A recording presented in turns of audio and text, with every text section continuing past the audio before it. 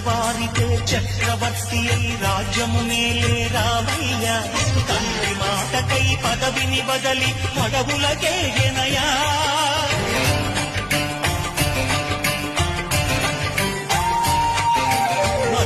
జనులను కావగ వచ్చిన మహావిష్ణు అవతారమయ